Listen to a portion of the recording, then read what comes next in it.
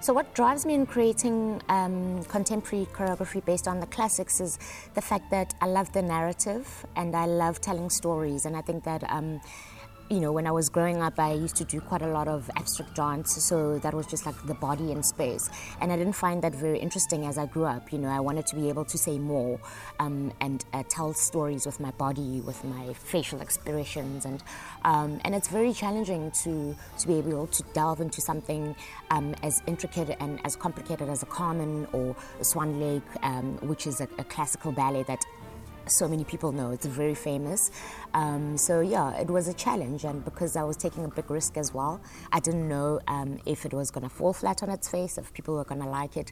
So yeah, it was really just about taking the challenge and seeing what else can be done with these classics, using contemporary dance and fusing other things like African dance or flamenco.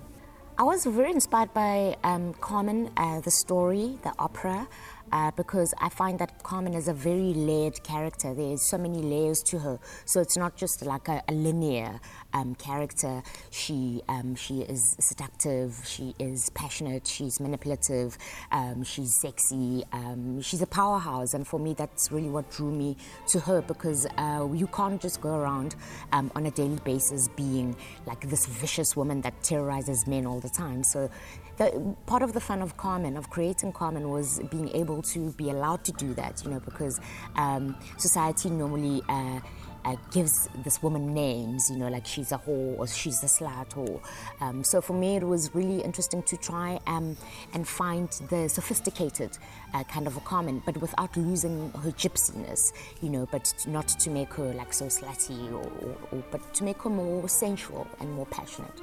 I think that for me, my Carmen was always going to be a contemporary character, because I'm growing up in the 21st century and I'm influenced by what is going on around me, you know, so I didn't want to create a Carmen based on what happened then. I wanted to create a Carmen that women, young women and girls can relate to now in this time. I mean, we're living in the age of technology, we're living in the age of violence, and we're seeing so many things. There's greed, there's betrayal, there's manipulation, there's power struggles. So I really wanted to create a Carmen that women can look at and they can go, I know who this girl is and I can be this girl, you know, but it's about how you channel those different elements within you as a human being, and we all kind of use them in different ways.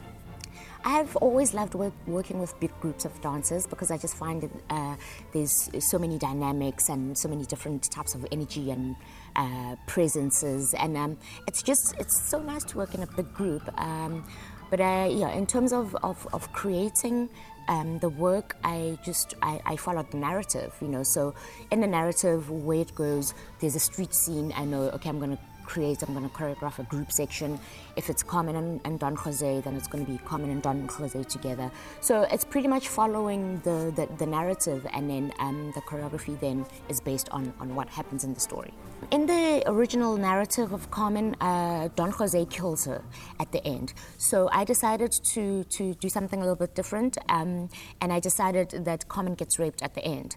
And I decided to do that because rape is such a universal issue. It's an issue of the world. It's an issue that everybody is having to deal with. And I just didn't feel like we're paying enough attention to the issue. You know, I think that a lot of the time, if in society, if something doesn't affect you, you tend to turn a blind eye to it and go, it's not happening to me, so you know, it's not my business. But I think that it's really important for the world to zoom in on this issue and go, enough of it, you know. But for me, it's not just about shaming men or saying that all men are evil, because as you know, in the story of Carmen, she really does provoke the men, you know. So it's not about a blame game, but it's about going, if we do this to each other, there's always going to be a consequence. So it is about the decisions that we make, and it is about going, you can take an innocent, beautiful man who is morally very good, and you can turn him into a beast,